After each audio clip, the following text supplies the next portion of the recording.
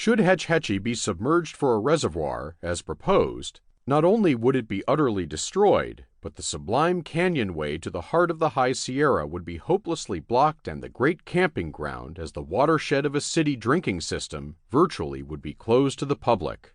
So far as I have learned, few of all the thousands who have seen the park and seek rest and peace in it are in favor of this outrageous scheme. One of my later visits to the valley was made in the autumn of 1907 with the late William Keith, the artist. The leaf colors were then ripe, and the great godlike rocks in repose seemed to glow with life.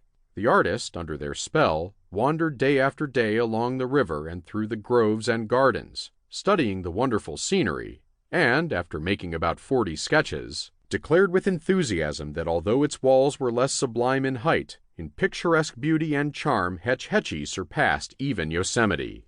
That anyone would try to destroy such a place seems incredible, but sad experience shows that there are people good enough and bad enough for anything.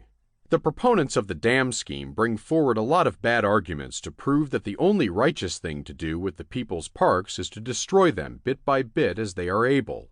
Their arguments are curiously like those of the devil, devised for the destruction of the first garden, so much of the very best Eden fruit going to waste, so much of the best Tuolumne water and Tuolumne scenery going to waste. Few of their statements are even partly true, and all are misleading. Thus, Hetch Hetchy, they say, is a low-lying meadow. On the contrary, it is a high-lying natural landscape garden, as the photographic illustrations show. It is a common minor feature like thousands of others. On the contrary, it is a very uncommon feature, after Yosemite, the rarest and in many ways the most important in the national park.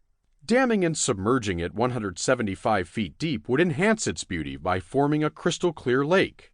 Landscape gardens, places of recreation and worship, are never made beautiful by destroying and burying them. The beautiful sham lake, forsooth, should be only an eyesore, a dismal blot on the landscape, like many others to be seen in the Sierra.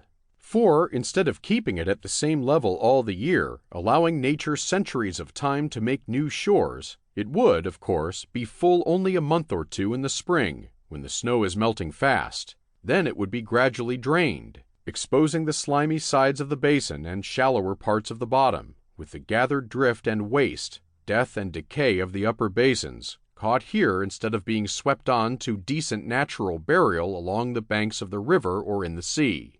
Thus the Hetch Hetchy Dam Lake would be only a rough imitation of a natural lake for a few of the spring months, an open sepulchre for the others. Hetch Hetchy water is the purest of all to be found in the Sierra, unpolluted and forever unpollutable.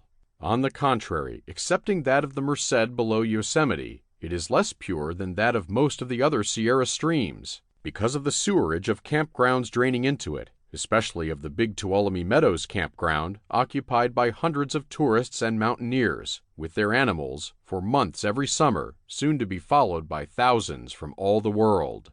These temple destroyers, devotees of ravaging commercialism, seem to have a perfect contempt for nature, and, instead of lifting their eyes to the God of the mountains, lift them to the almighty dollar. Damn Hetch Hetchy! As well damn for water tanks the people's cathedrals and churches, for no holier temple has ever been consecrated by the heart of man.